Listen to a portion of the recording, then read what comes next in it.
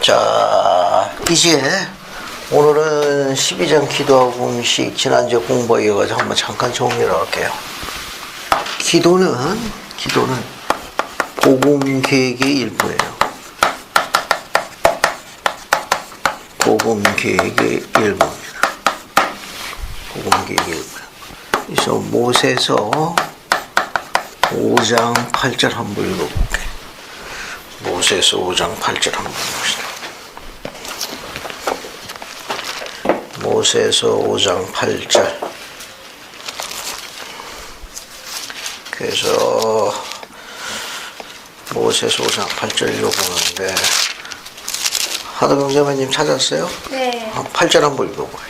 그런즉 너는 내가 하는 모든 것을 아들의 이름으로 행할지며 회개하고 영원토록 아들의 이름으로 하나님을 부르지니라 하니라. 감사합니다. 이건 태초에 있었던 일이에요. 그러니까 복음 계획이 일부인데 기도는 태초부터 주어진 복음 의식 중에 하나예요. 그래서 그 모세서 5장 8절 읽은 거에 의하면은 아들의 이름으로 영원토록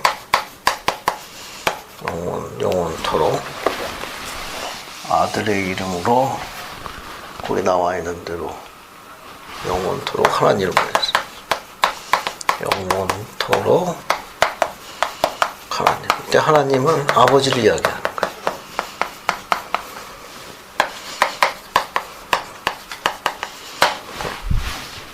그래서 복음계획의 일부라는 뭐냐? 태초부터 가르쳐진 거지. 기도는 복음의식 중에 하나고 아들의 이름으로 영원토록 아버지를 부르도록 가르쳐줬어요. 그래서 기도는 계명이에요. 기도는 계명. 특히 이 모세서 5장 8절은 뭐하고 관련 있는가 하면은 좀 에덴 동산에서 추방된 거예요. 에덴 동산에서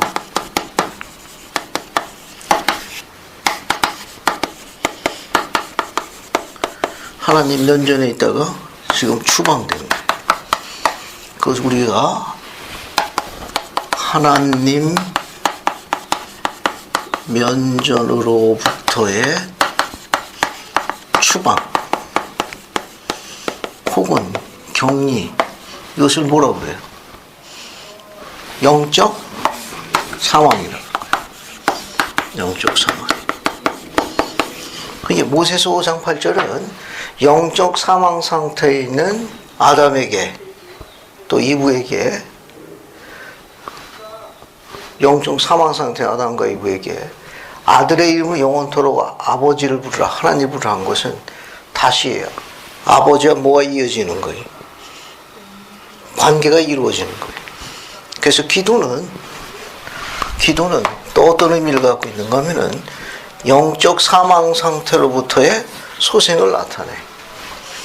영적 사망 상태로부터의 소생.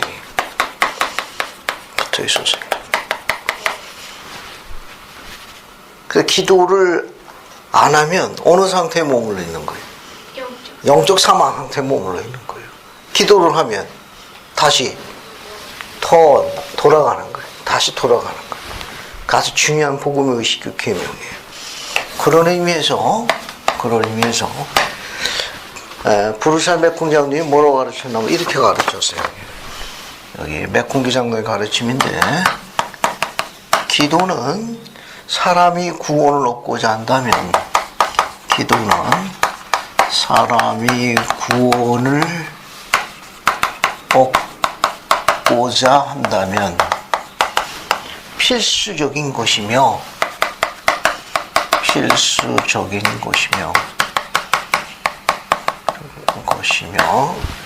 기도 없이는 구원이 있을 수 없습니다.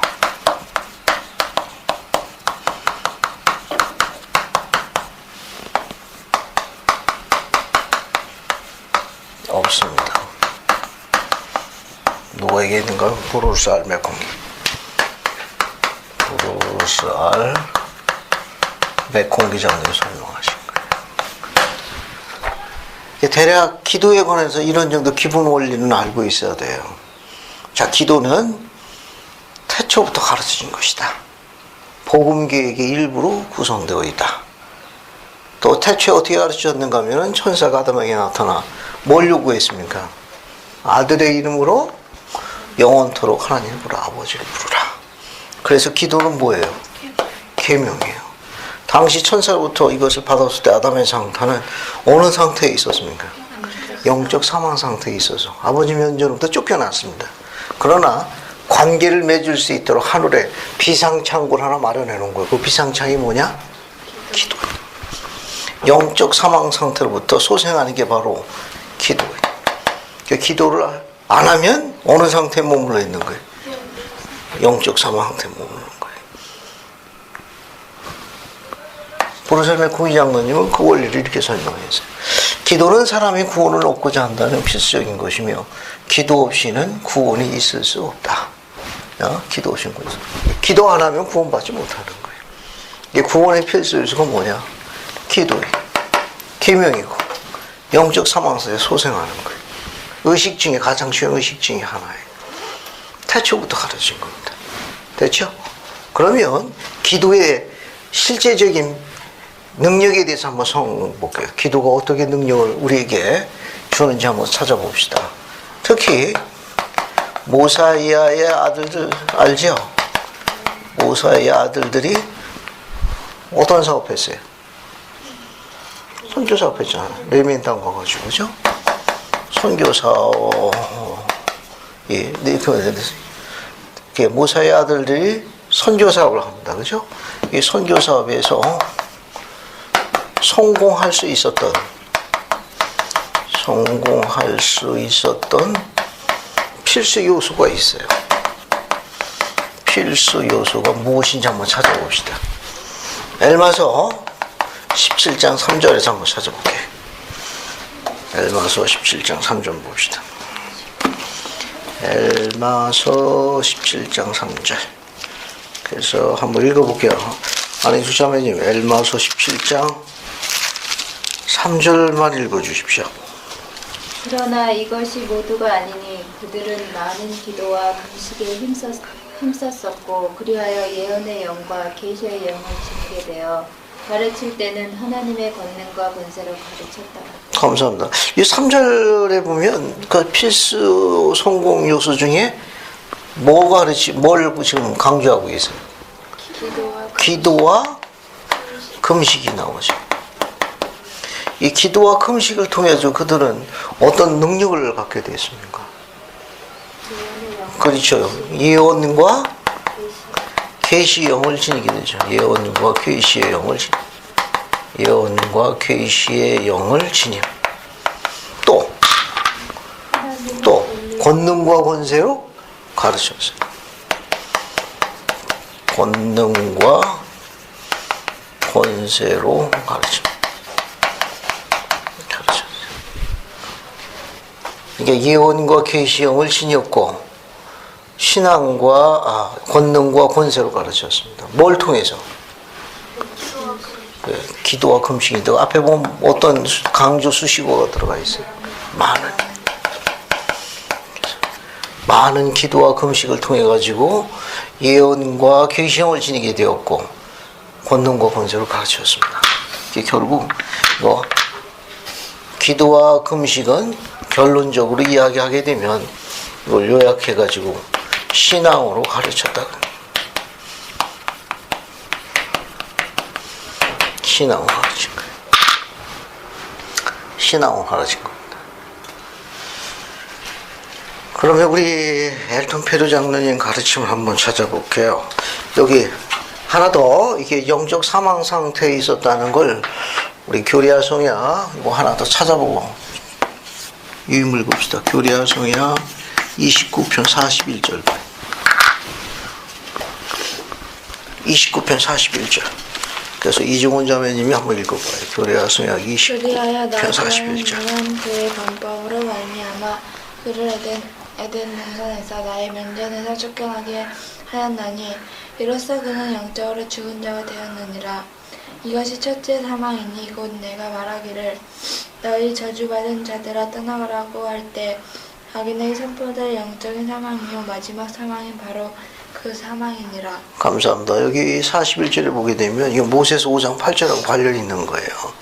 그래야 나 주 하나님은 그의 범법으로 말미암아 그 에덴 동산에서 나의 면전에서 쫓겨나게 하였나니, 이렇게 아버지 면전으로부터 하나님께 쫓겨난 추방, 격리된 상태를 계시로 뭐라고 그랬어요? 이로써 그는 영적으로 죽은 자가 되었으니 영적 사망 상태를 이야기하는 거예요. 이것이 바로 첫째 사망이나 에덴 동산에서도 자꾸 영적 사망 상태에서 아버지 면전으로부터 지금 격리된 거예요. 돌아가지 못하는 거예요. 그래서 아버지 면전으로 다시 돌아갈 수 있도록, 소생할 수 있도록 예비하신 의식과 가르침이 뭐다? 기도예요. 기도예요. 그래, 기도가 그렇게 중요한 겁니다. 유인물 보죠. 엘턴 페르 장로님 이야기하시 유인물 봅시다. 이게 유인물 봐요.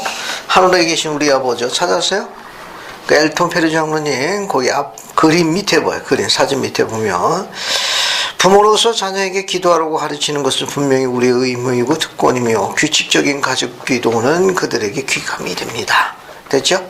그 밑에 한번 읽어봅시다. 선지자들은 선지자 한번 쭉 읽어볼게요. 그래서 하도 영자면 선지자들부터 그 말할 때까지 읽어봐요. 선지자들은 우리에게 규칙적으로 가족 기도를 하여 그것이 매일의 예배가 되도록 하라고 되풀이하여 권고하셨습니다. 존 테일러 회장님은 성도들에게 다음과 같이 물으셨습니다. 여러분은 가정에서 기도를 하십니까? 여러분은 기도할 때 가정없이 기계적으로 합니까? 아니면 겸손하게 고개 숙이고 성실한 소망으로 여러분 자신과 가족 모두에게 하나님의 축복이 내리기를 간구합니까? 이것이 바로 우리가 마땅히 해야 할 길이며 우리가 하나님에 대한 신앙과 믿음의 영을 키우며 하나님께 자신을 바치고 그분의 축복을 구할 수 있는 길입니다. 히보제이 그랜트 회장님은 이 문제에 관해 다음과 같이 말씀하셨습니다.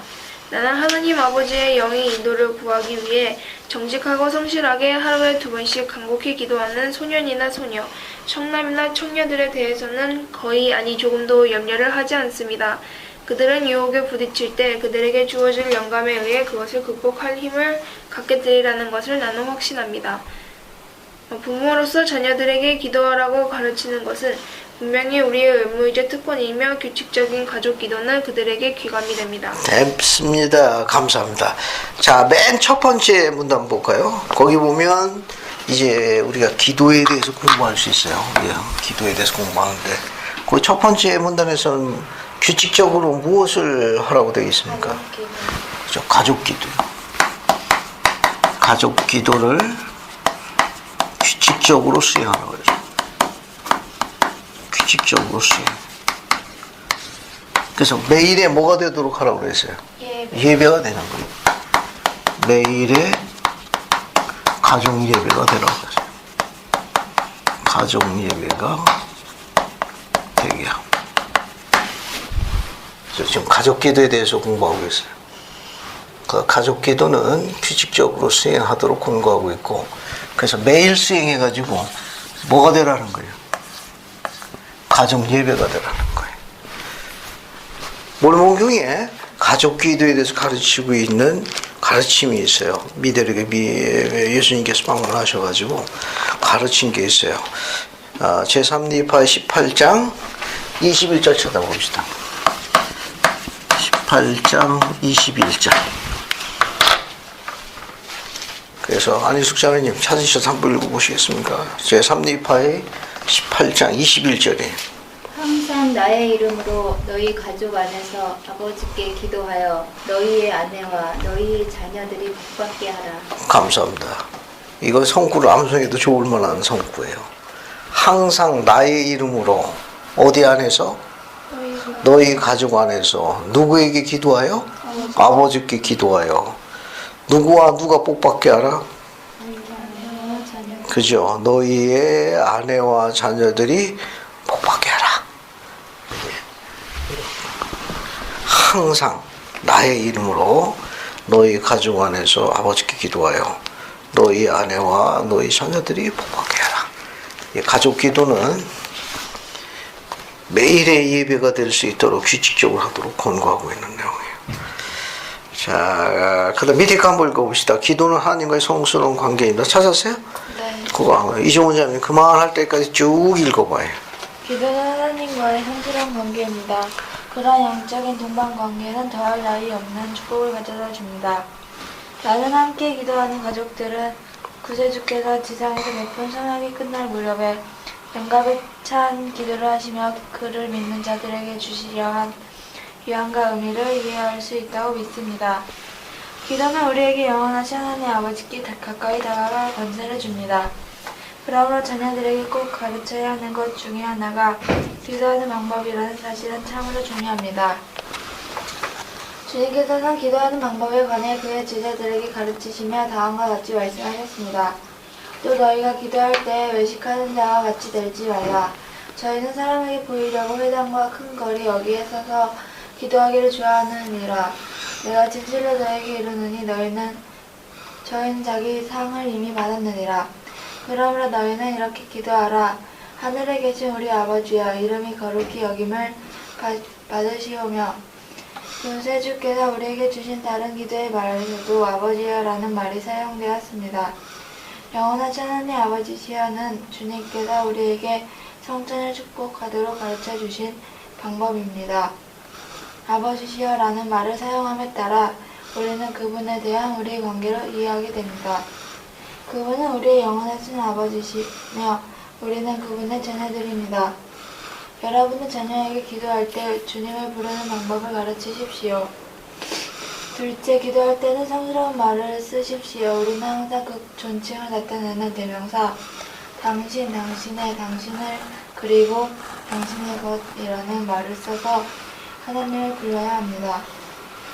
고 스티븐의 리차드 회장님은 우리에게 다음과 같은 현명한 조언을 주셨습니다. 우리는 기도와 관계되는 적절한 교육이 부족함을 알게 되었습니다. 나는 선교 지역에서 기도의 말씨에 대한 훈련이나 경험이 없어 보이는 선교사들에게 기도를 부탁하는 것을 듣고는 제 자신이 깜짝 놀랐던 것을 기억하고 있습니다. 형제 여러분, 정원에나 반에서 또한 가정에서 너라는 말보다 당신이라는 기도의 말을 가르치는 것이 좋을 것이라고 생각됩니다. 우리 하나님 아버지, 우리의 주님이 너라고 불리우는 것은 나에게 항상 신랑을 가져다 줍니다. 그리고 우리는 이러한 경우를 너무 많이 보게 된다는 것이 놀라울 뿐입니다. 나는 여러분이 그것을 주목하여 성스럽고 경건한 기도의 말을 가르치기 위해 모든 기회를 잘 이용할 수 있으리라 생각합니다. 감사합니다. 됐습니다. 그 다음에 다음 거 공부할게요. 여기서 뭘 배울 수 있는가 하면은 그 다음 문단에서 배울 수 있는 건 기도하는 방법이에요. 기도하는 방법. 자, 제일 먼저 어떻게 하죠? 나중에 이제 뭡니까? 또 이걸 가르칠 기회가 또 올 거고 또 선교사들한테 공부할 적에 이제부터 기억이 날 거예요. 제일 먼저 아버지를 부르는 거예요. 아버지를 부르. 주목해요. 태초의 계명은 어떻게 되어 있어요? 아들의 이름으로 영원토록 아버지를 부르라고 했으니까 아버지를 부르는 거예요. 아버지를. 그래서 요 앞에 들어가는 호칭이 있어요. 들어가는 아버지 앞에. 지금 거기 마태복음 6장 5절 9절을 인용했죠. 그죠? 마태복음 6장 9절 한번 볼까요? 산상수에 나와 있는 기도에 관한 가르침이 마태복음 6장 9절 한번 봐요.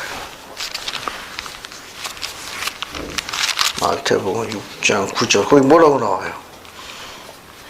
하늘에 계신 우리 아버지.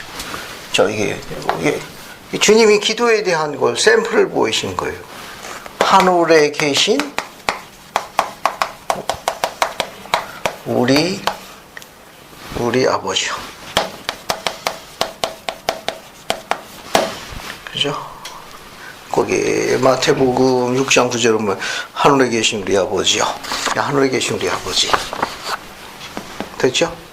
여러분 그 한 장 넘겨봐요. 유인물 한 장 넘기면 거기 영문 기도가 있을 거예요. 찾았어요? 그 뒤에 보면 이제 처치 플레이 해가지고 교회 기도. 거기 이제 호칭을 한번 봐요.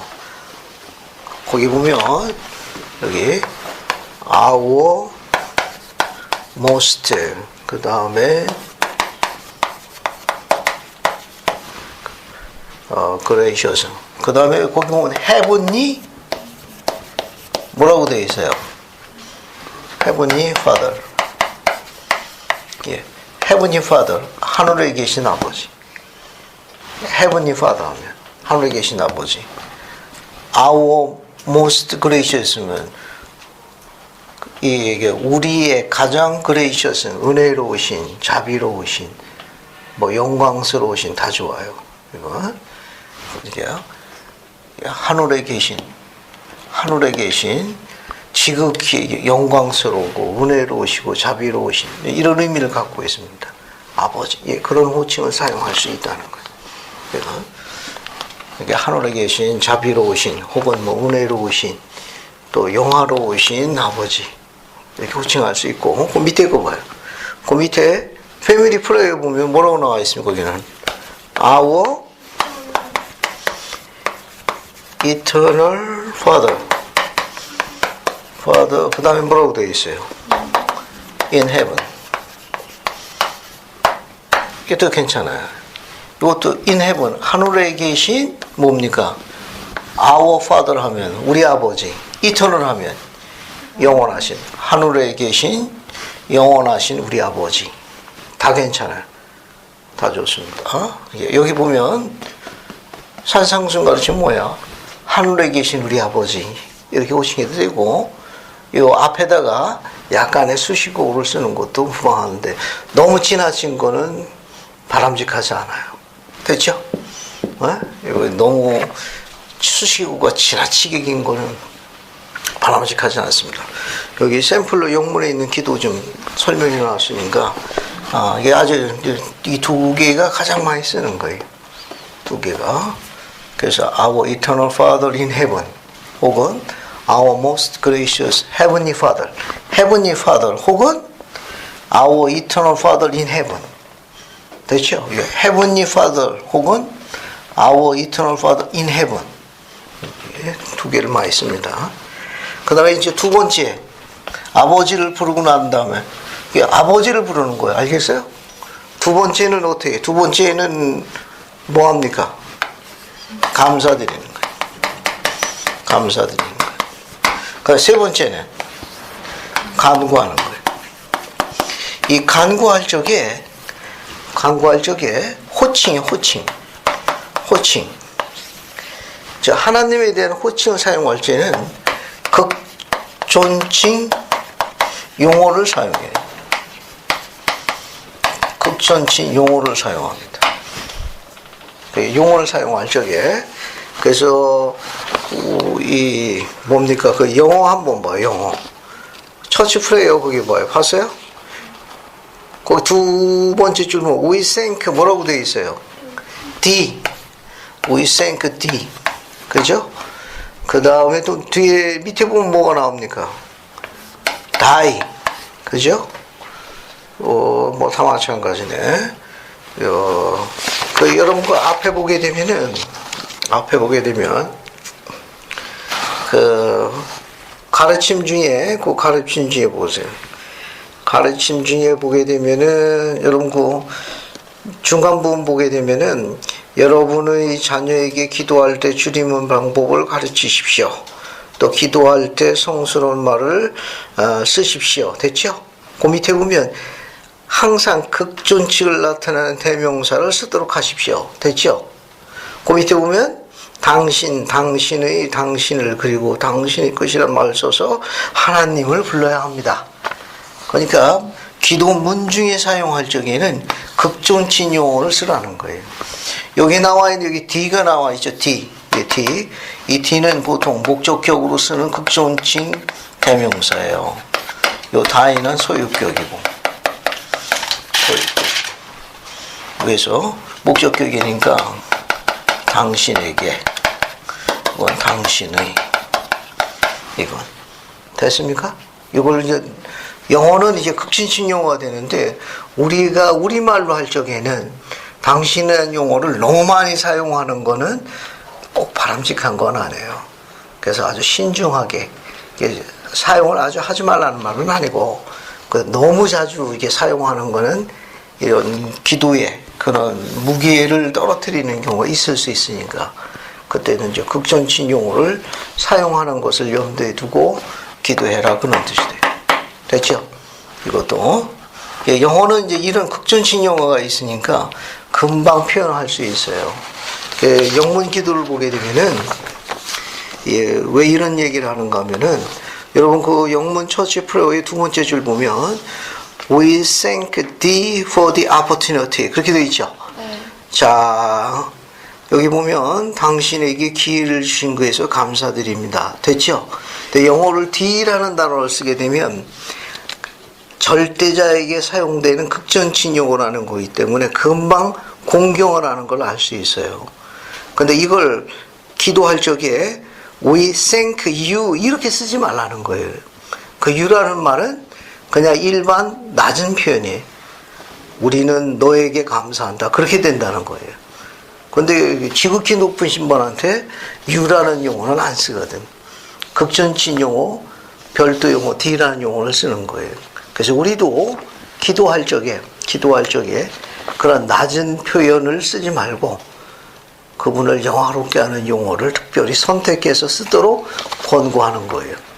그래서 그런 용어는 우리가 이제 당신이라는 용어가 있으니까 그런 용어도 아주 그분에 대한 깊은 경의를 지니는 그런 의미로 사용할 수 있기를 지원하지만 너무 많이 사용하는 거는 지원하지 않는다. 그래서 처음부터 당신, 중간에도 당신이다. 당신 하는 건 기도의 질과 폭을 제한하게 돼요. 이건 신중하게 사용하도록 한다. 그리고 또 하나 재밌는 게 뭐냐면은 여러분 교리야 성약 한번 볼게요. 여기 비교 교리야 성약 20편 77절 한번 봐요. 교리야 성약 20편 77절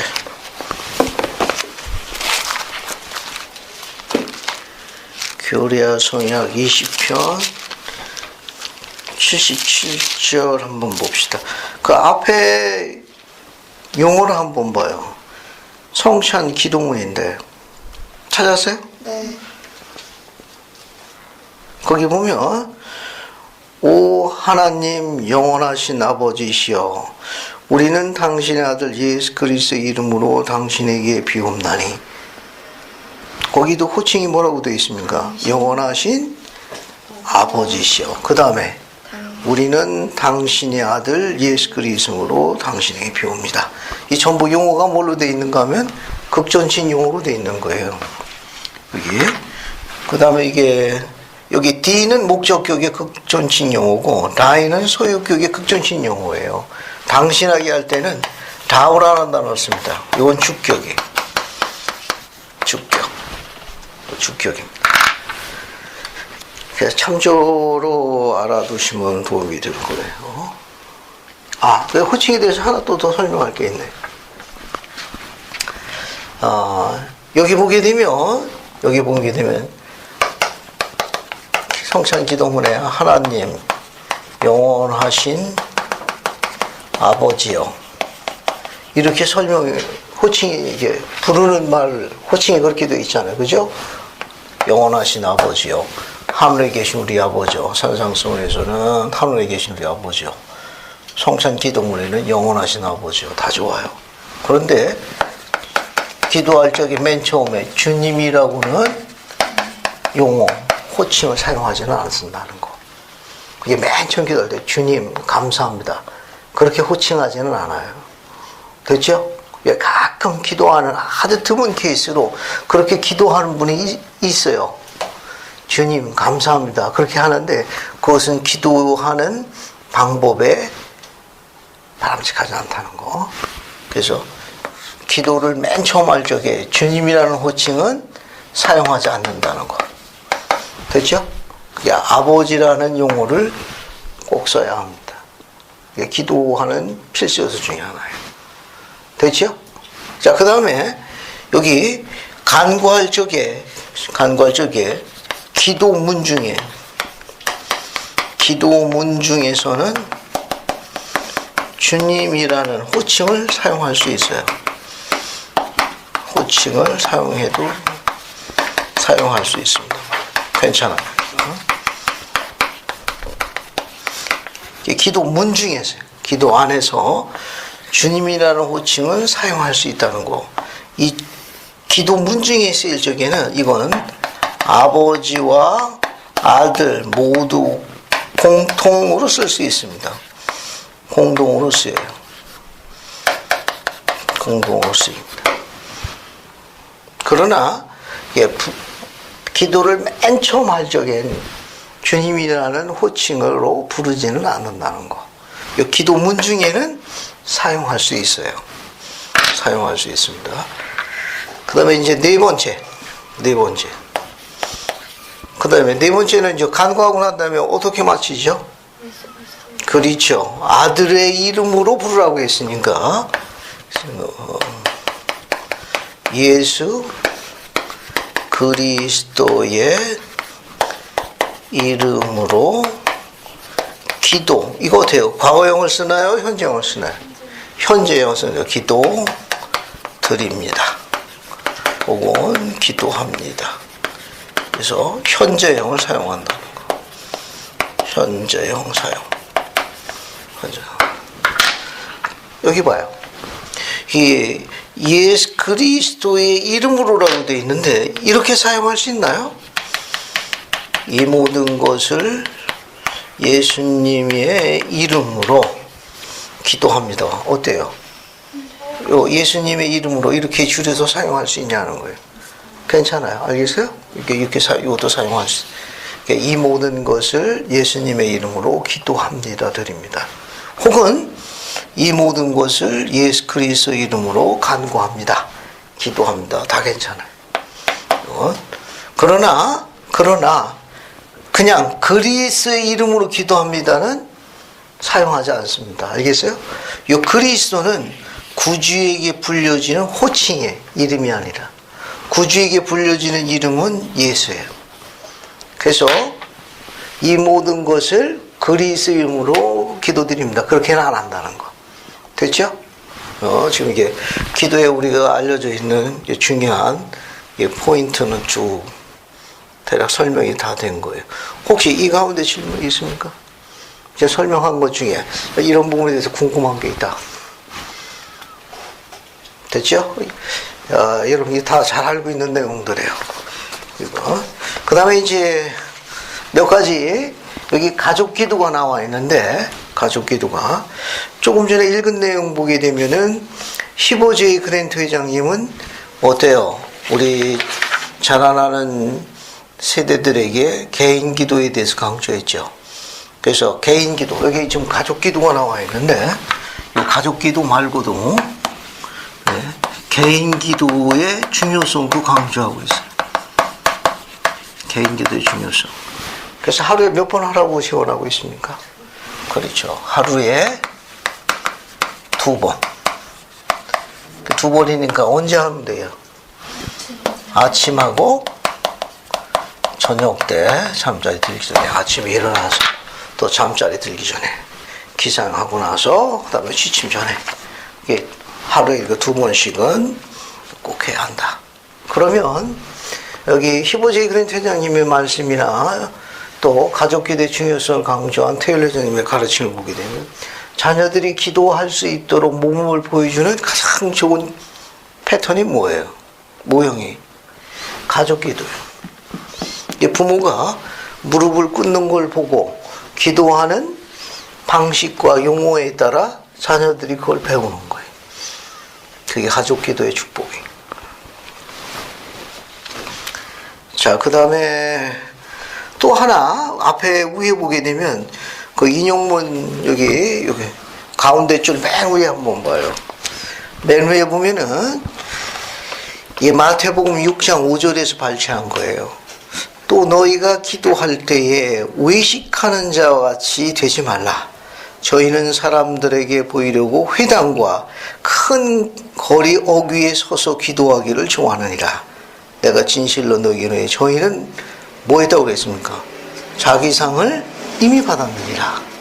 그게 결국 뭐냐면은 기도는 이처럼 가족 기도나 개인 기도나 은밀하게 그분을 찾고 간구하고 신실하게 기도할 것을 권고하고 있습니다.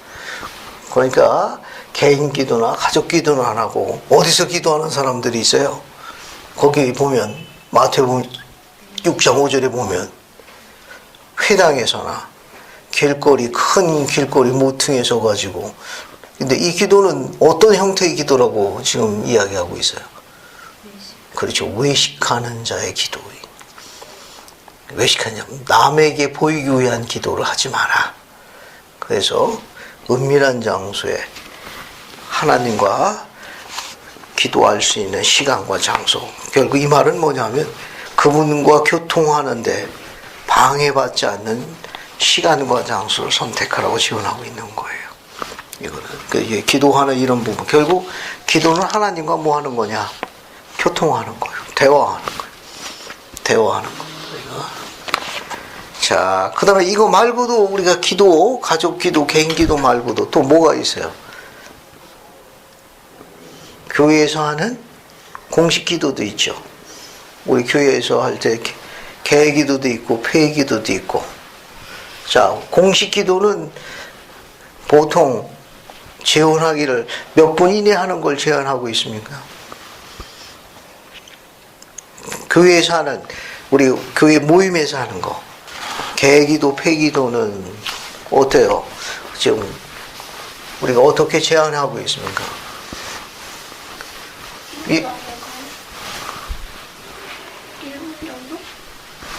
예를 들어가 지금 모임이 1시간인데 개기도 25분 하고 폐기도 10분 하면 모임 할 거 없잖아요. 그죠? 그러니까 교회의 공식 기도라고 알려져 있는 건 개기도가 이제 폐기도로 이루어지는 교회 모든 모임을 이제 공식 기도라고 그러는데 그 기도는 아무리 길어도 2, 3분을 넘지 않도록 가르치고 있어요. 특히 폐기도는 짧을수록 좋아한다는 거. 알겠어요? 후기 성도는 너무 긴 폐기도는 좋아하지 않습니다. 우리 후기 성도들은 짧은 폐기도를 좋아해요. 또 너무 짧게 하지 말고 지금 뭐 기도 시작했네, 기도 끝났네. 너무 짧고. 보편적으로 교회 공식 모임의 기도는 2, 3분. 그리고 폐기도 같은 경우는 그보다 더 짧은 2분 이내에 할 수 있기를 권고하고 있습니다. 뭐 또 영감회에서 기도가 약간 길어질 수는 있는데 특히 후기 성도 너무 긴 폐기도는 사랑하지 않는다는 거. 아주 실용적인 기도를 좋아해요. 그래서 뭐 우스갯소리로 개기도 하는데 해당되는 그 모임에 관련되어 있는 것을 축복하는 게 좋아요. 그런데 오늘 이게 종교교원에 오늘 복음교리관 개기도 아닙니까? 그죠? 오늘 기도를 아주 하도경제매가 잘했는데 갑자기 이거 뭐 아프리카에 있는 난민들 축복하고 또 건너뛰고 저기 뭐 기상이변으로도 고통받고 있는 남미에 있는 사람들 축복하고 그럴 필요성은 없다는 거예요. 그럴 필요성 없다는 거. 또 폐기도 하는데 오늘 안 나온 사람 이름 일일이 다 불러가면서 축복해 주시고 그럴 이유는 없다는 거. 이게 기본 원리만 기억하면 돼요. 후기 성도들은 공식적인 개기도나 폐기도는 2, 3분 내에 하는 걸로 제한하고 있고 폐기도는 너무 긴 것은 제한하지 않는다는 거. 짧은 폐기도는 모든 후기 성도가 사랑하는 거예요. 그 정도 더 이해하면 되죠. 또 하나 또 있습니다. 음식 축복하는 것도 있어요. 음식 축복도 마찬가지. 여기 마태복음 6장 5절 보게 되면 저희는 사람에게 보이려고 하는 걸 좋아하는데 자기 상임이 받았느니라. 됐죠? 그래서 우리가 개인 기도나 가족 기도는 등한히 하다가 꼭 음식 축복 때만 이렇게 특별한 모범을 보이는데 별로 제한하지 않습니다. 됐죠? 예를 들어 가지고 똑같은 거예요. 그렇게 제한받지, 이렇게 영의 축복을 제한받지 않는 장소에서는 당연히 축복하는 걸 권고하지만 너무 시끄럽고 사람이 많고 그럴 경우에는 음식 축복은 어떻게 하죠? 마음속으로 하시면 돼요. 꼭 표를 내지 않아도 된다는 거. 그냥 자연스럽게 해도 괜찮아요. 됐습니까? 그 시끄러운 식당, 그 붐비는 분해식당에서 고개를 숙이고 우리가 아주 경건하게 하는 거 별로 후기 성도들은 제한하지 않습니다. 제한하지 않아요. 그거 안 하셔도 됩니다. 그냥 아주 편안하게 식사하셔도 돼요. 다만 마음속으로 축복하고 이거. 그래서 뭐 그런 거에 대한 이제 확장된 설명을 할 수 있는 건 교회에서 이제 주중에 모임을 하다가 외부에서 음식을 먹게 되는 경우가 있을 수 있죠. 식당 같은데. 그러면 폐기도 할 적에 음식 미리 하고 가서 자연스럽게 식사해도 됩니다. 예, 그런데 그렇지 않을 경우에 식당을 우리만 쓸 수 있는 허락된 방유만 있다면 그때는 당연히 음식 축복해도 돼요. 그런 경우는. 그죠? 그건 약간 융통성이 있다는 거. 이 말은 뭐냐면은, 이제 한 테이블에서 하나는 비신자고 하나는 하나를 믿는 자가 있어요. 근데 식사가 나왔는데 앞에 있는 사람이 그냥 갑자기 경건하게 있으면 믿지 않는 사람은 어떻습니까? 제한받죠. 후기 성도들은 믿지 않는 사람들의 그 부분도 존중할 것을 가르치고 있어요. 그러니까 그럴 경우에는 시끄럽고 사람이 많고 그런 이목이 집중되는 경우일 경우에는 마음속으로 축복하고 자연스럽게 식사해도 됩니다. 오래전에 그 이동환 전 성전회장님이 한국 공보위원장으로 있을 적에 한국 지역대회를 감리하시러 고든비 힝크리 회장님이 오신 일이 있어요. 그때 이제 프레스센터에서 국내 유명한 신문 기자들과 함께 모임을 한 일이 있습니다. 공보 모임을 했어요. 그날 식사가 나왔는데 힝크리 회장님께서 어떻게 하셨는가 하면 이게 이제 감리원의 지시를 받으니까 또 거기 오신 분들도 우리가 이제 하나님 인사로 음식 축복하는 거 다 알거든요. 근데 힝크리 회장님은 이동환 공보위원장이 그렇게 지시하셨다고 그러더라고요. 믿지 않는 사람들도 그분들의 생활 태도와 존경할 이유가 있으니까 우리는 각자 마음속으로 기도하고 먹는다. 그래서 아주 편안하게 아주 자연스럽게 식사를 했다고 지원하시면서 그때 이동환 공보위원장이 참 특별한 가르침을 받았다. 그렇게 이야기하시는 게 우리가 굉장히 아름다운 태도를 갖고 있는 겁니다.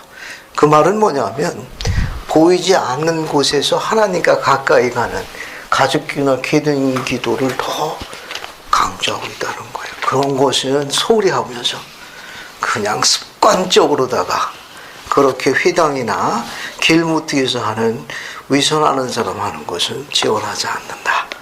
이렇게 이해할 수 있으면 좋겠다. 됐습니까? 그렇게 이해하시면 되겠어요. 그 다음 그 밑에 있는 거 봅시다. 맨 마지막 문단. 조셉 스미스는 찾았어요? 아니, 잠시만요. 그거 쭉 읽어보세요.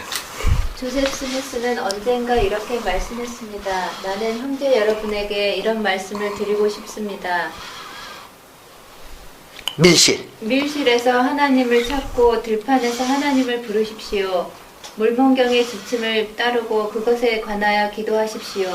여러분의 가족과 가축과 양떼와 곡식과 여러분의 모든 소유를 위하여 기도하십시오. 여러분의 수고와 여러분이 종사하고 있는 모든 일에 하나님의 축복을 구하십시오. 브리감령 회장님은 우리에게 이렇게 권고하신 적이 있습니다. 함께 모여 기도하기를 원하는 가족을 상상해 보십시오. 원하기만 한다면 무엇이 정돈되고 합당하게 되겠습니까? 가장이 아내와 자녀를 함께 불러 모아 소리내어 기도할 때 충분히 이해할 나이에 이른 모든 참석자는 그의 입술에서 나오는 말을 마음속으로 되풀이해 보아야 합니다. 왜 그래야 합니까? 그렇게 함으로써 모든 사람이 하나가 될 수 있기 때문입니다. 신앙으로 간구하면 반드시 얻게 될 것입니다. 모두가 대변인같이 정확하게 마음속으로 간구하도록 하십시오. 모든 사람이 일에 대한 걱정을 뒤로 미루도록 하십시오. 부엌도 자연적으로 처리되도록 두시고 광이나 양떼와 소떼들도 저절로 처리되도록 두십시오. 여러분이 기도하는 동안 그것들이 파괴된다 하더라도 얼마든지 이렇게 말할 수 있습니다. 갈 테면 가거라. 그것들은 모두 주님의 것이니까. 주님께서 그것들을 내게 주셨으니 나는 주님께 경배드리겠다. 나는 가족을 모아 나의 하나님을 부르겠다. 그들에 대한 걱정과 일에서 떠나 곧장 참여하여 알맞은 때에 예배드림으로써 여러분은 처음에는 그렇지 않을지 모르지만 곧 하나가 되어 모든 사악한 원리를 굴복시킬 수 있을 것입니다. 모든 사람이 이렇게 결합한다면 이것이 바로 전능한 신앙의 끈이 되지 않을까요? 감사합니다. 여기 여러분이 이 가족 기도에 대해서 강조하고 있는 또 내용인데, 가족 기도를 뭐라고 했습니까? 전능한 신앙의 끈으로 묶여지는 거예요. 가족 기도를 해야 가족이 영원한 가족이 되는 그 강한 끈으로 묶여지는 겁니다. 가족 기도를 안 하면 그 끈이 어때요? 아주 얇아지는 거예요. 떨어져 나갈 가능성이 많은 거예요. 이게 가족 기도를 해야 어떤 가족이 되는가 하면 스트롱 패밀리가 되는 거예요. 강한 가족이 되는 거예요. 강한 가족. 스트롱 패밀리가 되는 거예요. 스트롱. 혹시 인용문 한 번 더 읽어볼게요. 아까 읽었던 거 한 번 더 반복해 볼게요. 선자 조셉 스미스가 가르친 거 봅시다. 나는 형제 여러분에게, 그죠? 이런 말씀을 드리고 싶습니다. 밀실에서 하나님을 찾고 들판에서 하나님을 부르십시오. 몰몬경의 지침을 따르고 그것에 관해 기도하십시오. 여러분의 가족과 가축과 양떼와 곡식 및 여러분의 모든 소유를 위해 기도하십시오. 여러분의 수고와 여러분이 종사하고 있는 모든 일한 축복을 강구하십시오. 그러니까 남편과 가장이 가족 기도를 인도하는 것에 대해서 암시하고 있고, 또 그것을 강조하고 있는 것은 그게 특권이에요. 가장의 특권은 가족 기도를 감리하는 거예요. 또 가장이 그것을 감리하고 또 가족 기도에 대해서 또 그것을 어머니에게 또 그 부분을 지명할 수도 있습니다. 밑에 뭐예요? 브리감리 회장님은 또 뭐라고 되어 있는가 하면은 좀 더 구체적으로 이야기하는 거예요.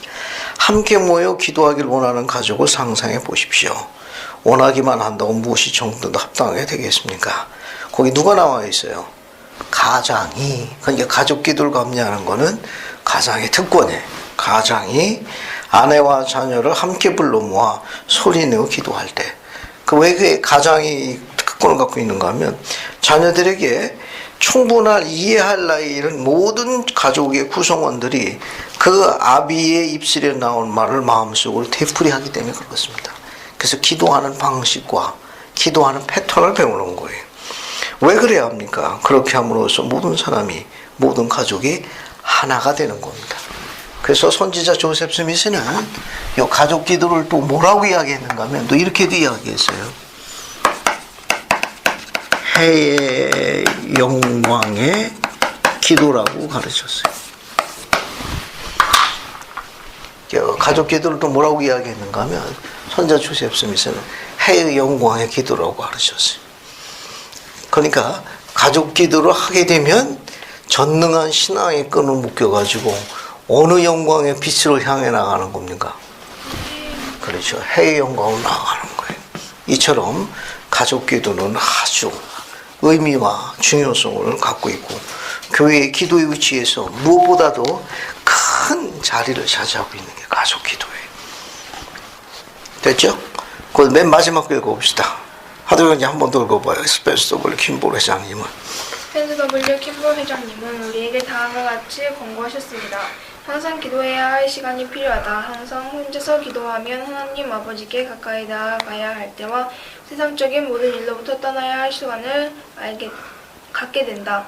우리가 가족 기도를 드리기 위해서 무릎을 꿇을 때 우리 옆에서 우리를 지켜보는 자녀들은 평생토록 그들을 떠나지 않을 습관을 배우게 되는 것이다. 만약 우리가 기도에 시간을 내지 않는다면 우리는 자녀들에게 다음과 같이 말하고 있는 것과 다름이 없다. 글쎄 그거 뭐 별로 중요한 것이 아니지. 걱정할 필요는 없어. 시간적인 여유가 있을 때라면 기도를 갖는 게 좋겠지만 학교 종소리가 들리거나 버스가 오거나 회사에 늦었을 때라면 꼭 기도해야 할 필요는 없지. 편리한 시간에 하면 되는 거지 뭐. 사전에 계획이 세워져 있지 않다면 편리한 시간이란 결코 오지 않는다. 반면에 가정에서 이러한 습관을 들여 자녀가 결혼한 후에 부모가 자녀를 방문해서도 자연스러운 태도로 함께 기도를 올린다는 것은 얼마나 즐거운 일이겠는가. 남섬 여러분 이거 다시 봐요. 킴볼 회장님 이야기한 거 맨 위에 문단 보면 항상 기도해야 할 시간이 필요하다. 항상 혼자서 기도하면 하나님 아버지께 가까이 나가게 할 때와 세상적인 모든 떠나 할 순간을 찾게 된다. 그러니까 기도하는 순간이 가장 평온하고 자신의 영혼을 쉴 수 있는 아름다운 소망을 가질 수 있는 목표를 가져라 그런 말이에요. 밑에 건 또 가족 기도도 마찬가지예요. 우리가 가족 기도를 드리기 위해서 무릎을 꿇을 때 우리 옆에서 우리를 지켜보는 자녀들은 평생 동안 그들을 부모를 떠나지 않는 습관을 배우게 되는 거예요. 즉 평생 동안 그 자녀들이 살아가는 동안에 그들을 떠나지 않을 습관, 자녀들이 부모로부터 배운 기도하는 습관을 떠나지 않는 거예요. 거기 나와 있는 내용은 우리를 지켜보는 자녀들은 평생 동안 즉 자신들을 떠나지 않는 그런 기도 습관을 부모로부터 배우는 겁니다. 이게 바로 가족 기도의 축복이에요. 가족 기도의 축복. 자, 그 다음에 이제 뭘 보시는가 하면은 여러분 이 기도에 대한 신앙의 축복을 한번 여기 1838년 한번 봐요. 찾았어요? 자, 봅시다. 이 기도와 이제 곧 공부하는 신앙과 관계에 있습니다. 한번 봐요.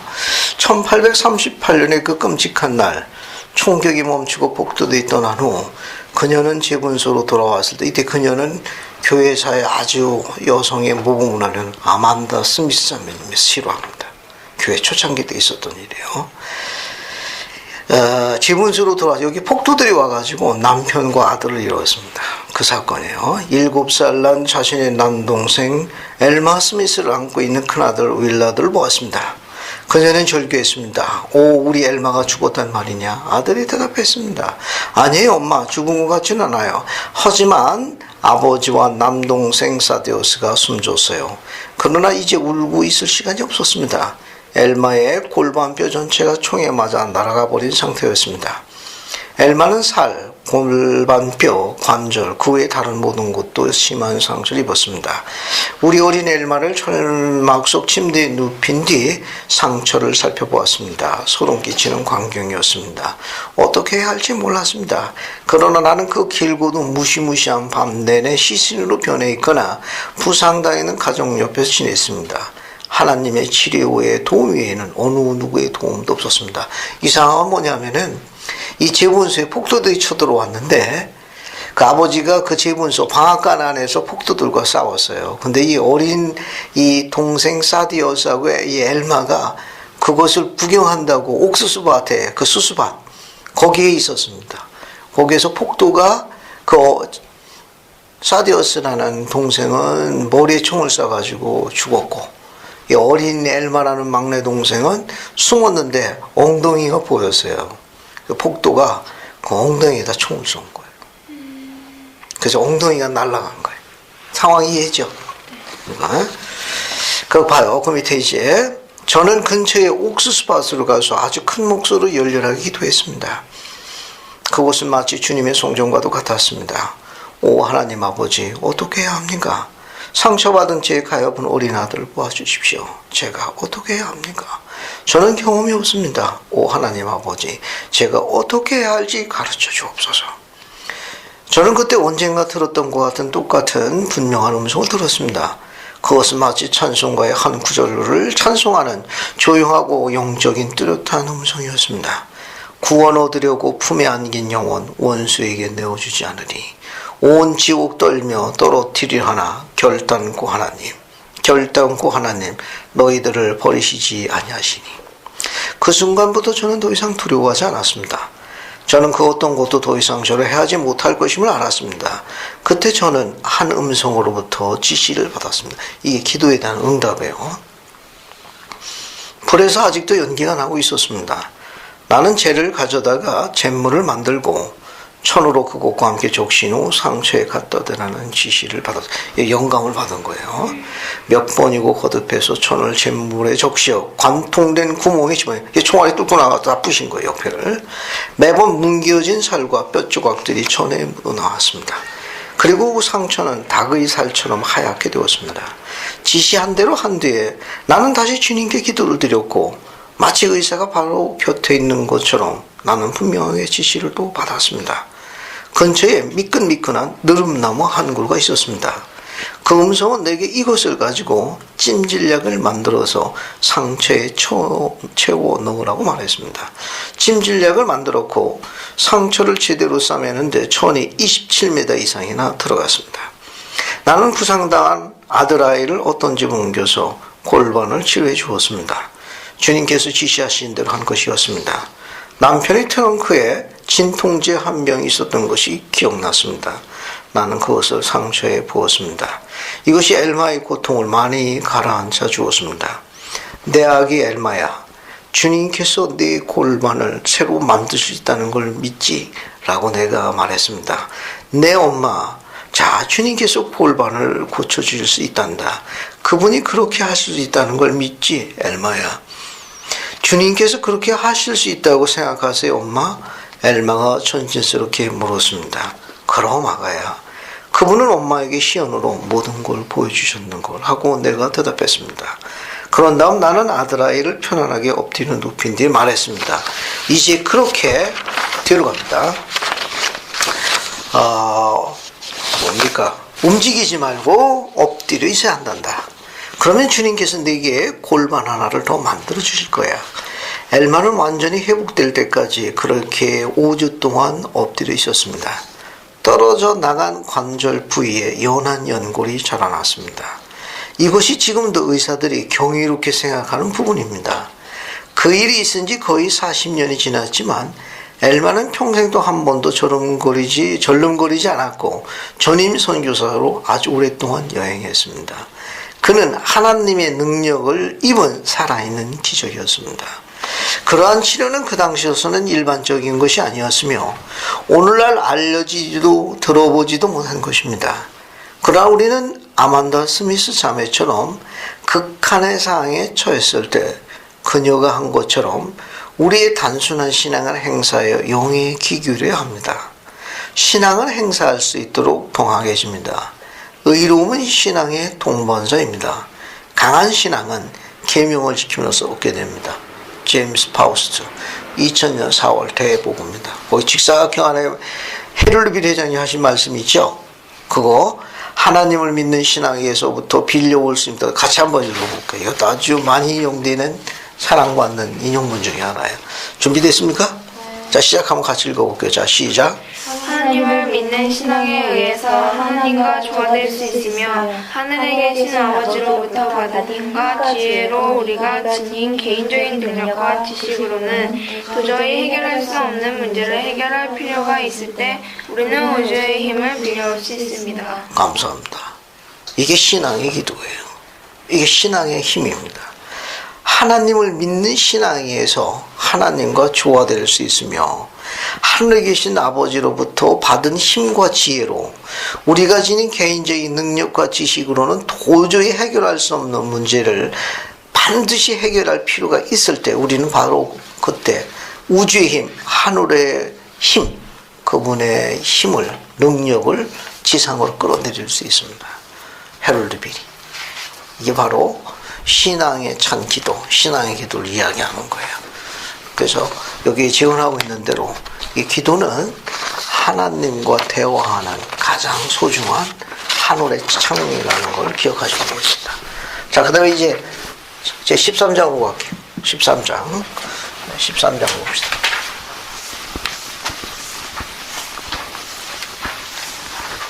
자, 13장 봅시다. 여러분, 이걸 공부하기 위해서는 교재를 보는 게 더 빨라요. 교재를 봅시다. 교재를 볼게요. 교재를 봅시다. 교재 보시면 금식이 있네. 금식이 있구만. 여러분, 유인물의 세 번째 장 봐요. 유인물. 금식도 공부합시다. 금식. 지금 금식이 있네. 자, 유인물 세 번째 장 봐요. 지난주에 나눠준 거. 여러분, 거기 찾았어요? 거기 한번 봅시다. 자, 하나씩 설명할 테니까 같이 봐요. 이거 재미있습니다, 이거는. 자, 거기 뭐 1번, 금식증 물을 마셔도 무방한가? 어때? 금식할 적에 물 먹어도 무방한가요? 거기 보면 대개의 경우 그렇지 않다. 병이나 건강 문제처럼 사정을 참작할 수 있는 경우도 있지만 가능하면 금식증 물을 마시지 말아야 한다. 교회의 관료원들은 후기 성도에 주어진 율법은 24시간 음식과 물을 취하지 않는 것으로 제언하고 있다. 됐습니까? 이거 그렇게 이해하시면 되겠어요. 금식할 중에는 물도 마시지 않는다는 거. 이거 하나 더 거기 보면 이렇게 제언할 수 있죠. 24시간이나 나와 있는 건 토요일 날 저녁 5시에 저녁을 먹었어요. 그죠? 그러면 일요일 아침은 어떻게 하는 겁니까? 취하지 않는 거예요. 그 다음에 일요일 점심도 취하지 않는 겁니다. 그럼 언제 취하는 거예요? 일요일 저녁 몇 시? 5시 이후에 취하면 이게 몇 시간이 되는 거예요? 24시간이 되는 거예요. 24시간. 됐죠?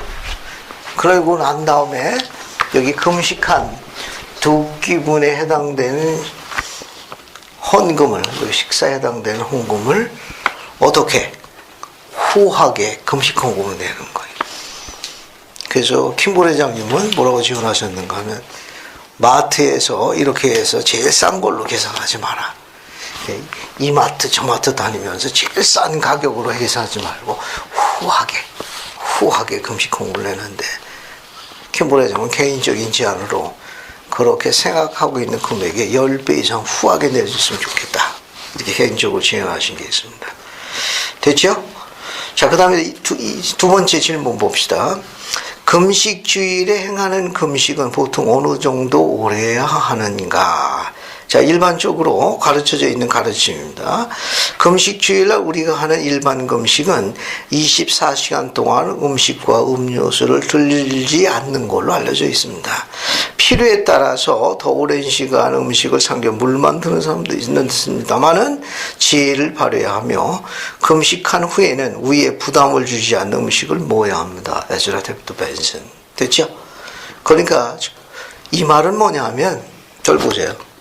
24시간 이상 오래 하는 것은 제한하지 않는다. 그런 뜻도 되겠습니다. 됐죠? 우리 경전에 보게 되면 사흘 밤낮해서 72시간 하는 분들이 있는데 교회는 그런 것을 꼭 권고하지는 않는다는 거. 그러나 이런 경우는 있을 수 있어요. 아주 자신의 특별한 상황 때문에 좀 더 간구하고 싶을 경우에는 24시간 한 다음에 다시 적정한 시간이 흐른 다음에 다시 금식하는 걸 권고하는 게 더 좋아요. 3일 동안 아무것도 안 먹으면은 어떻게 되죠? 병 걸릴 것 같아요. 예전에 특별한 그런 경험을 한번 하고 싶어서 3일 금식을 한번 시도해 본 일이 있는데 물도 안 먹고 나중에는 병원에 가서 포도당 주사 맞아야 되더라고. 이게 결코 지혜롭지 않다는 걸 그때 배웠습니다. 첫날은 잘 견뎠는데 둘째 날 해 떨어지고 나니까 아무것도 안 보이더라고. 이게 장난이 아니더구만. 그러니까 24시간이 지나게 되면 탈수가 돼서 탈진이 돼요. 그런데 이제 미련해가지고 물도 안 먹고 버텨봤는데 나중에 결국 병원 가서 영양제 주사 맞고 왔다니까. 결코 지혜로운 게 교회가 권고하는 건 다 이유가 있는 거예요. 그럴 경우에는 24시간 하고 난 다음에 적정한 시간이 흐르고 나서 다시 금식하시는 게 좋아요. 왜냐하면 이렇게 3일씩이나 연속해서 오랫동안 하게 되면 몸뿐만 아니라 모든 구조에 이상이 생겨가지고 이게 바람직하지 않습니다. 그러나 밑에 거 봅시다. 그것은 여러분과 그 당시 상황에 따라 다르다. 예를 들어 만일 어느 신권 소유자가 병원에 와서 누군가에게 병자 축복을 요청을 받았다면 그는 먼저 금식을 하기를 원할 수도 있겠다. 그러나 만일 그 환자가 매우 위독한 상태라면 그 신권 소유자는 그 전화를 받은 순간부터 병원에 도착하여 그 환자에게 병자 축복 베풀기까지만 금식할 수도 있을 것이다. 이렇게 우리가 상황을 지혜롭게 정리할 수 있다, 그런 말입니다. 여러분이 일요일 아침에 이건 건너뛰입니다. 이거는 이제 옛날에는 일요일날 저녁에도 예배를 봤어요. 이건 그 당시 상황이고. 네 번째 봅시다. 여러분이 병이 들었다면 금식해야 하는가? 어떻게 생각해요? 아주 단호하게 답변하시네. 보통 그래야만 하는 것은 아니다. 재미있는 게 있습니다. 허약한 사람, 병약한 사람, 수유를 해야 할 아기가 있는 사람들이 많이 있는데 그들에게는 금식하는 것을 요구하지 않습니다. 됐죠? 자기의 건강상의 문제라든가 특히 그런 허약한 체질을 이렇게 갖고 있다든지 혹은 어린아기를 갖고 있는 어머니들은 아기들 보는데 상당히 에너지가 많이 있습니다. 꼭 금식을 요구하지는 않는다는 거. 자, 그 다음에 5번 봅시다. 어린아이들은 몇 세부터 금식해야 하는가? 어때요? 몇 세부터 해야 되죠?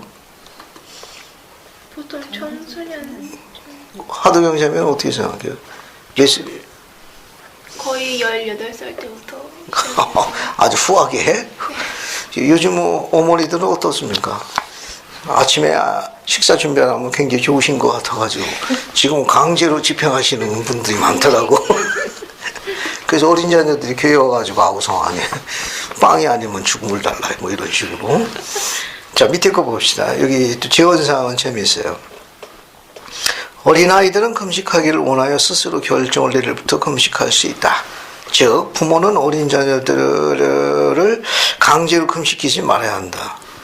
나는 어린이들이 금식주일에 먹을 걸 달라고 우는 걸 알고 있습니다.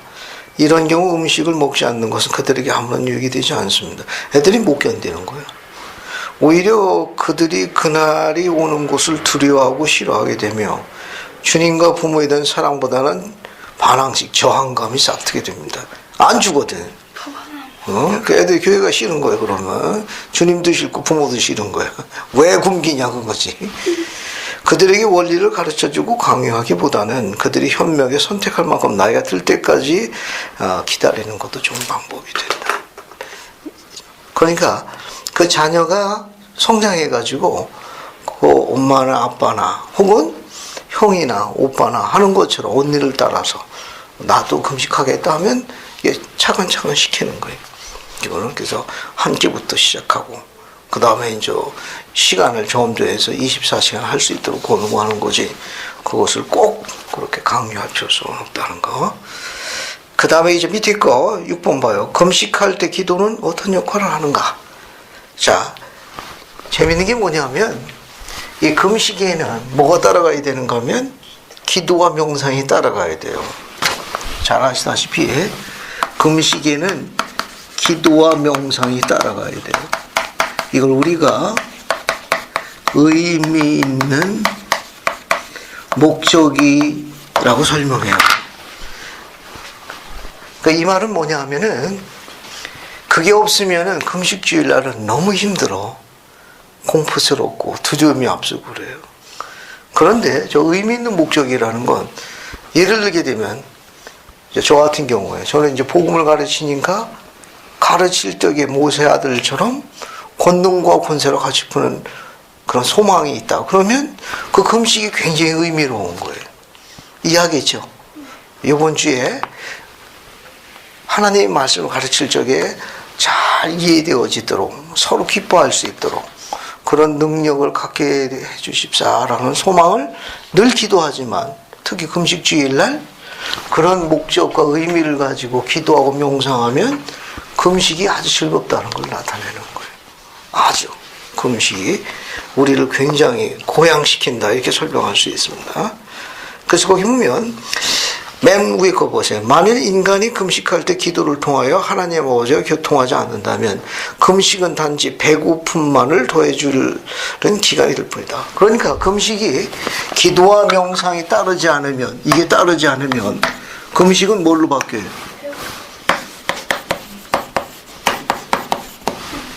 굶주림으로 바뀌어 금식으로 바뀌는 거예요.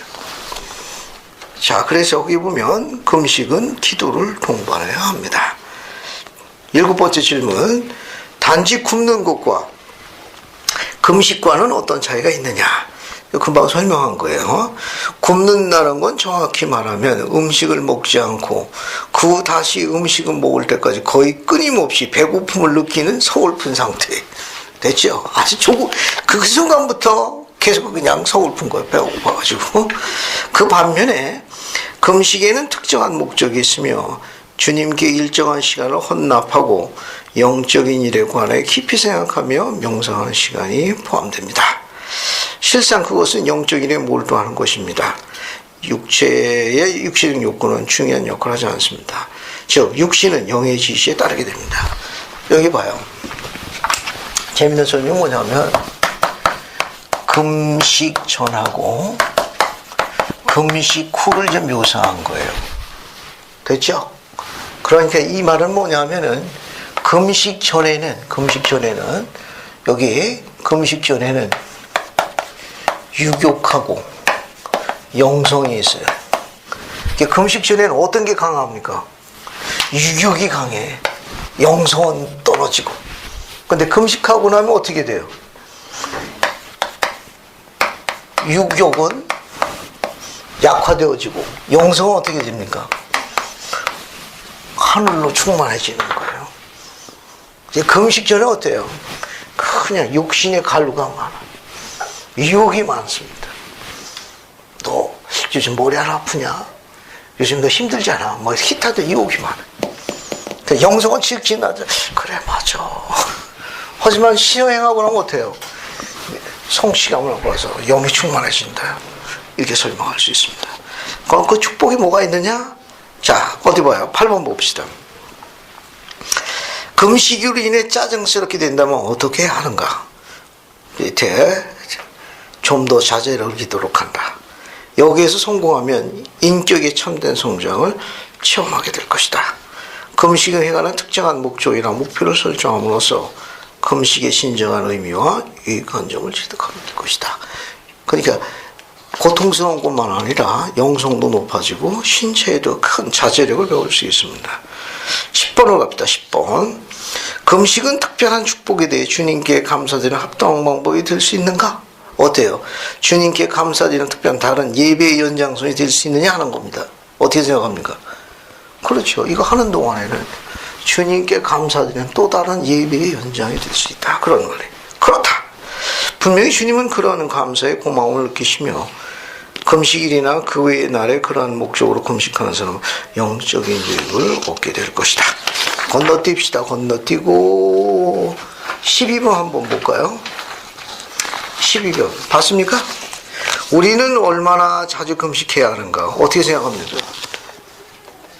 각자 본인의 해당 사항에 본인의 그 주변에 맞도록 해야 되고, 그런데 하나 주의할 점은 뭐냐면 너무 지나친 금식을 해서 건강에 상하는 건 지혜롭지 않습니다. 너무 그냥 툭하면 금식해가지고, 그건 금식이 아니라 단식이에요. 단식. 건강까지 해야 할 정도 하는 건 교회에서 권고하지 않습니다. 13번 보세요. 금식 기금은 얼마나 내야 하는가? 정상적인 금식에는 식사 2끼니를 거르게 되므로 우리가 내야 하는 최소치는 2끼니에 해당되는 음식이다. 이 음식 기금을 계산하는데 뭐 하지 않도록 한다? 인색하지 않으세요. 후하게 한다라고 생각하시면 돼요. 후하게 낸다. 거기까지가 우리가 금식주의를 하는 금식기도의 정의예요. 그러니까 매달 첫째 하는 금식주일날 금식이 교회에서 가르치고 있는 건 2끼분의 식사를 취하지 않은 24시간의 기도와 명상을 가르치는 거고, 그리고 이 2끼분 식사를 뭐 하는 것까지 포함돼요? 헌금으로 내는 것까지 포함되는 거예요. 그런데 앞에 봐요. 주목할 게 하나 있습니다. 특별한 문제가 있어가지고 주중에 금식했거든. 주중에 특별한 뭐 진학, 진로 어떤 결정사항 때문에 그건 또 금식 헌금 내야 합니까? 어떻게 생각해요? 안자배님. 내본 적이 없어요. 내본 적이 없어요. 도경이한테는 질문 안 할게요. 내본 적이 없을 것 같아가지고. 그러면 교회의 가르침 먼저 14번 봅시다. 만일 여러분이 정규적인 금식주일이 아닌 날에 어떤 목적을 이루기 위해 금식한다면 여러분은 금식 기금을 해야 하는가? 매달 정규적으로 갖는 금식주일의 목적 중에 하나는 금식 헌금을 지불하는 것이다. 금식 헌금의 지불이 그 외의 금식에는 요구되지는 않는다. 그러니까 안자매님은 현명하게 선택하신 거예요. 근데 잘 몰랐었기 때문에 맨 처음에는요. 네. 그것에 대한 이렇게 생각을 해본 적은 있어요. 내야 되나 생각이 있을 수 해본 있죠. 적은 있는데 일단은 교회에서 그렇게 한 걸 들어본 적이 없는 것 같아서. 그럼 정리됐죠? 금식기금은 두 끼분의 식사에 해당되는 것만 제공하시면 되는 거예요. 됐죠? 네. 그 다음에 이제 금식의 축복에 대한 것이 이사야가 가르친 게 있어요. 그거 한번 읽어봅시다. 뭘 보시는가 하면 이사야서 금식의 축복에 대해서 이사야가 가르친 게 있습니다. 그래서 이사야서 58장 8절과 9절을 읽어볼게요. 이사야서 한번 봅시다. 이사야서 58장 8절 9절에서 안희숙자매님 찾으셨으면 8절 9절 두 절 부탁드릴게요. 그리하면 내 빛이 새벽같이 비칠 것이며 내 치유가 급속할 것이며 내 공의가 내 앞에 행하고 여호와의 영광이 내 뒤에 호위하리니 내가 부를 때에는 나 여호와가 응답하겠고 내가 부르짖을 때에는 내가 여기 있다 하리라. 만일 내가 너희 중에서 멍해와 손가락질과 허망한 말을 제하여 버리고. 감사합니다. 여러분 거기 8절 밑에서 두 번째 줄 봐요. 여호와의 영광이 내 뒤에서 호위하리니. 9절 첫 줄 내가 부를 때 나 여호와가 응답하겠고 내가 부르짖을 때 말하기를 내가 여기 있다 하리라. 금식 기도는 훨씬 더 강력한 위로와 응답을 갖고 있다는 걸 시사하는 거예요. 그래서 필요한 경우에는 지혜롭게 이 금식 기도를 통해 가지고 소망하는 바에 대해서 영혼의 위로와 평강을 얻을 수 있다. 그렇게 설명할 수 있습니다. 됐죠? 그래서 금식에 대해 너무 두려워하지 마세요. 너무 공포를 갖지 말고. 그래서 자녀들이 내일 금식주일이다 그러면 저녁에 그냥 우유를 여기까지 먹고 여기까지 헉헉 아빠 이러면 내일 아침에 든든하다 이렇게 그런 생각 안 해도 돼요. 그걸 잘 이해하게 되면은 금식이 아주 우리를 즐겁게 하는 겁니다. 왜냐하면 그런 목적을 갖고 있어야 되고 그런 의미가 있어야 합니다. 예를 들어 가지고 이제 자녀 같은 경우는 어머니의 건강이 안 좋다. 아버지의 상태가 실직이나 뭐 이런 위험이 있을 경우에는 어린 자녀가 그런 목표를 갖고 하면 하나님께서 굉장히 기뻐하시죠. 또 시험이라든지 아니면은 진학, 진로에 참 어려움을 겪고 있어요. 시험 앞두고 있으면 또 가족들이 그렇게 금식하면서 우리 언니 도와주세요 하는 건 또 주님 보실 때는 굉장히 기쁜 거예요. 아주 기쁜 거예요. 빵이 아니면 죽음을 달라 뭐 이렇게 하는 것보다는 어때요? 지금 이야기한 대로 여호와께서 부르면 내가 여기 있다 할 것이요. 내가 너희 뒤에서 내가 호위하고 내가 너를 지켜줄 것이라. 이게 아주 아름다운 금식 축복에 대한 기도에 대한 축복이에요. 그 다음에 이제 유인물 또 하나 봅시다. 조셉 스미스 가르침 한번 봐요. 가르침. 여기 신앙에 관계되는 부분은 다음 주에 정리할 테니까 인용문 먼저 공부할게요. 조셉 스미스 가르침 찾았어요? 그 첫 번째 인용문 한번 읽어봅시다. 이것도 재미있습니다. 이 인용문도. 하도경 재미 이거 읽어봐요. 하나님의 의중에는 따로 정해놓으신 시간 혹은 시기가 있으며 그때 그분은 그분의 음성에 순종하고 그분의 계명을 지킨 모든 종들을 해의 왕국의 안식처로 데려가실 것입니다. 이 안식처는 완전하고도 영광스러운 곳이므로 그곳에 들어가 축복을 누리고자 하는 자는 먼저 그 왕국의 율법에 따라 준비해야 합니다. 이를 위해 하나님께서는 인간에게 특정한 율법을 주셨는데 그 율법에 순종할 경우 그들은 이 안식처를 기업으로 받을 준비를 하게 됩니다. 그러므로 우리는 이것이 하나님께서 우리에게 율법을 주신 목적이라고 결론 지을 수 있습니다. 주님의 율법에 포함된 모든 계명은 순종하는 모든 자에게 보상을 준다는 약속을 수반하고 있으며 이는 바로 거짓말하실 수 없는 존재, 곧 자신의 말은 1.1획도 다 이루실 수 있는 분에게서 온 약속이기 때문입니다. 감사합니다. 여러분 맨 위에 첫 문장만 보시면 돼요.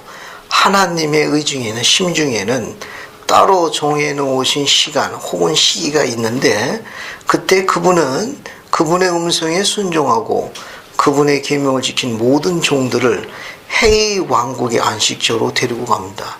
그러니까 여러분 모두를 그분께서 시험하시도록 정해놓으신 시간, 시기가 있다는 거예요. 그 시간, 시기 동안에 여러분을 그분께서 신앙의 무게를 다신답니다. 그래서 그 시기까지 여러분들이 어떻게 해야 되느냐? 그분의 음성에 순종하고 그분의 계명을 철저히 지키면 그분이 들어올리신다는 거예요. 절 봐요. 공짜가 없다는 거예요.